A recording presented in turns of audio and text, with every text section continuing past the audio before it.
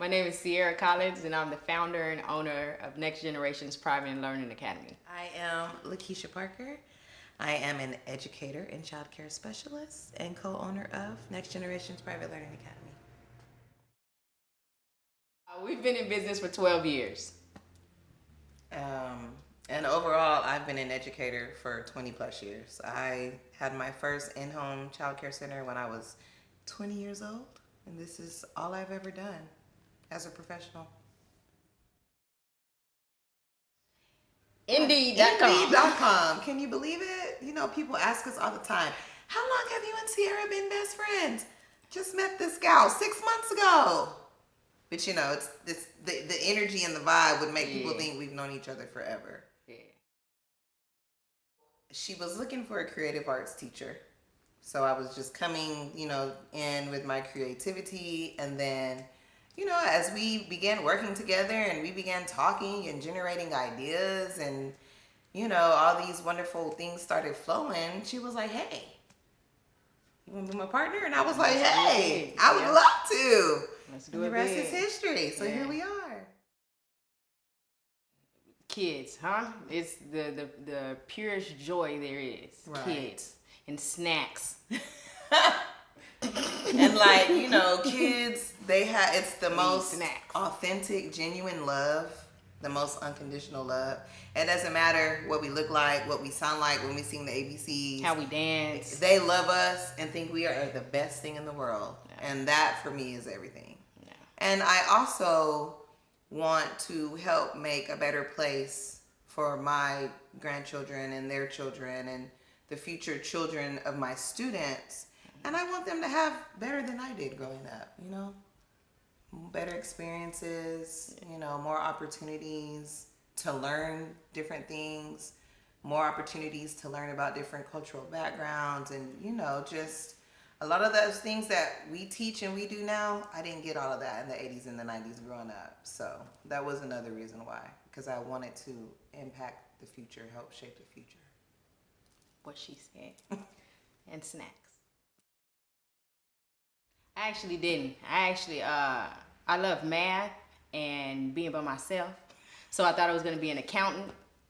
But when I graduated, I worked at an after-school program. And from there, I was like, yeah, this is kids. Kids is where I want to be. They're happy.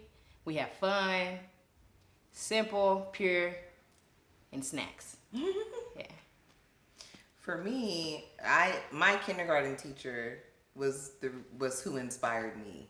Like, I think it was either at the end of my first day of kindergarten or maybe at the end of my first week. But I remember coming home from school and telling my dad, like, I'm gonna be a kindergarten teacher, like Miss Lowe's. Like, she was the reason why because the way she made me feel, the way she made me feel every single day, she made every single one of us feel like we were special. She made every single one of us feel loved and heard, and for me that was everything, and I wanted to do the same. So yeah, like I knew I was going to be a teacher. Honestly, I don't want to say it's going to sound bad, but you really don't have to have an education to The be a love teacher. in my heart. For me and most child care centers, it's about the experience, how many years you've been in a classroom, how many ages you've worked with.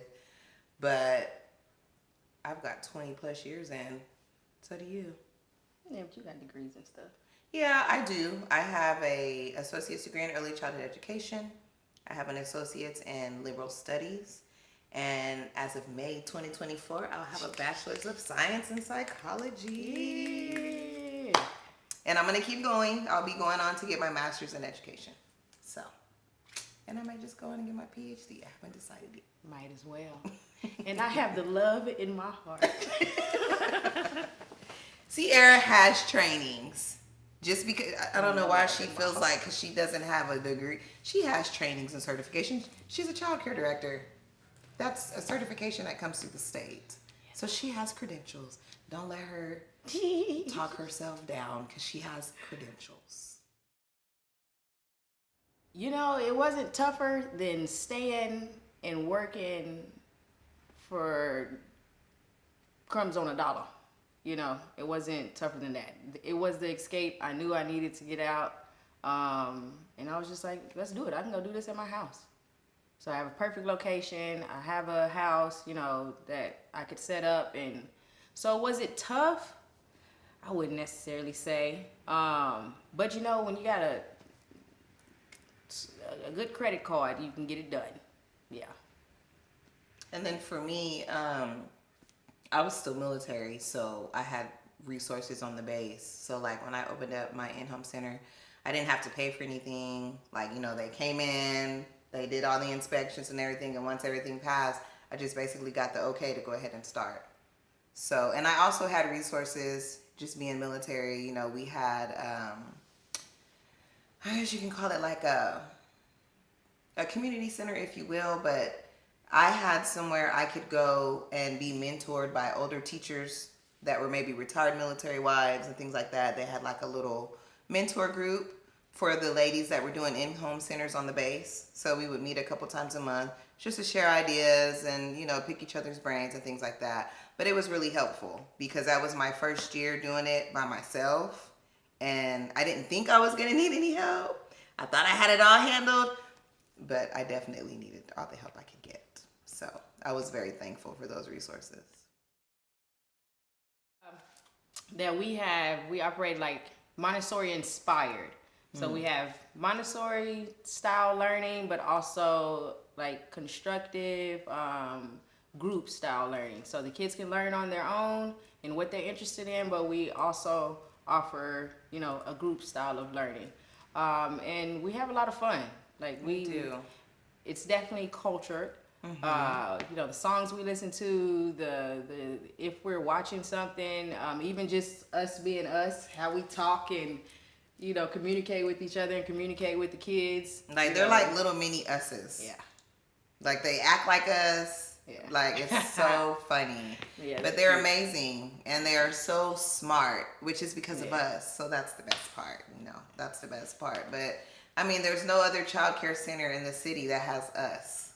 That's what's different. Us. Okay? Us. This right here, you can't get this anywhere else. This energy and this big, they call us big kids. Got a couple people like to say we have more fun than the kids. That might be true. But our babies are happy. Yeah. They are happy. And so are we. Yeah. And it's a whole vibe at Next Generations. We cook, we dance, we create. We do whatever we feel.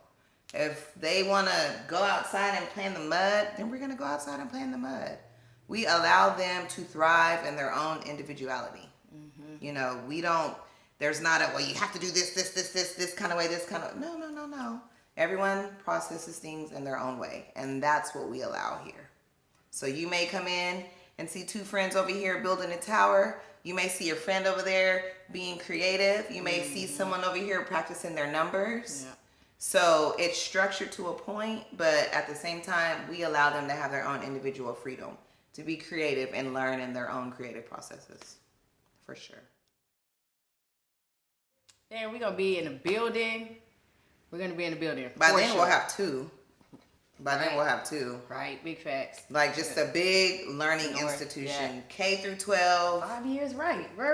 Sports programs, athletic programs, art programs. Yep. Chef and culinary programs. Like mindfulness, yoga. Yes, like, all of that. Yeah. Before school care, after school care, extended school care. Buses. School uniforms. We've already designed our seal and our little uniforms that the students are gonna wear. Yeah. 5 years. And 5 years, y'all are gonna be hearing Next Generations everywhere. We're gonna be Austin's private learning academy. Straight like that. Straight like that. Yeah. For sure. The legacy that I want to leave is that I was always helping others. I always say it's a blessing to be a blessing. I've raised my daughter up the same way, and now I'm supporting her as she's raising her kids up to be the same. Do for others as you would want them to do for you. Be kind, be nice, treat people the way you want to be treated.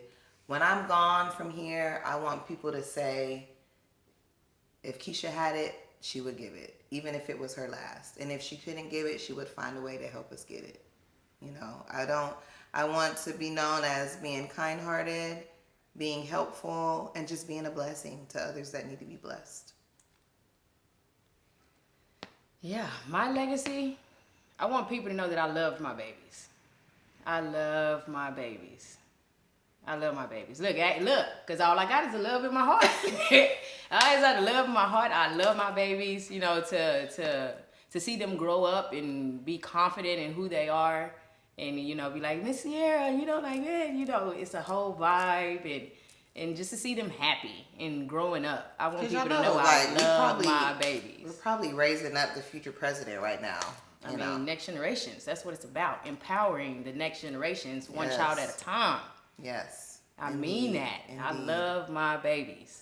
And we also do our best to empower our parents as well. That is very true. We have young parents, you know, we have young moms, single moms, young moms and dads. Yeah. We try to provide resources for them. We try to help them in any way that we can. Yeah. So not only our babies, but our families as well. Our families know. Call Miss Keisha, Miss Sierra, they got us. And they know that without a doubt.